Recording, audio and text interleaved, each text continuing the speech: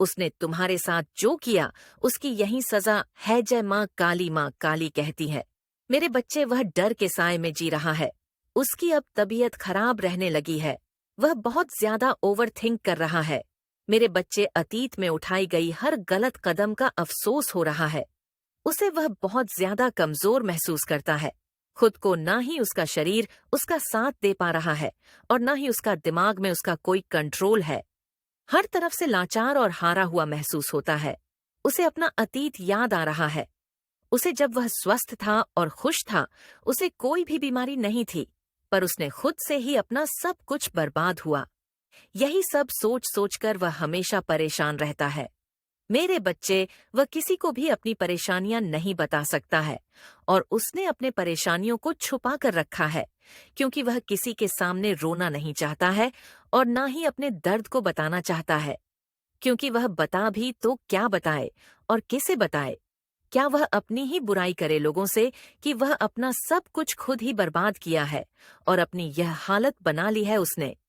इसलिए वह खुद को बहुत इमोशनल लेस दिखा रहा है दुनिया के सामने, जैसे उसके अंदर के सारे भावनाएं मर गया हो और इतना कठोर हो गया है वह। परंतु अपनी इस कंडीशन के लिए किसी को भी ब्लेम नहीं कर रहा है। वह मेरे बच्चे, क्योंकि अपनी और तुम्हारा इस हालत के जिम्मेवार सिर्फ वही इंसान है। इसीलिए वह घुट रहा है और अंदर से खोखला हो गया है। उसका इस बीमारी के कारण भी थर्ड ही है। मेरे बच्चे, उसने तुम्हारे रहते हुए ही किसी और को चुना था और यह सबसे बड़ा पाप किया है। उसे भी पता है मेरे बच्चे कि उसकी गलती की कोई माफी नहीं है, बल्कि वह माफी के लायक ही नहीं है। पहले भी बहुत बार तुमने उसे माफ कर दिए हैं, परंतु अब वह तुम्हारे प्यार के लायक नहीं है। उसने जो तुम्हारे साथ किया उसका यही सजा है।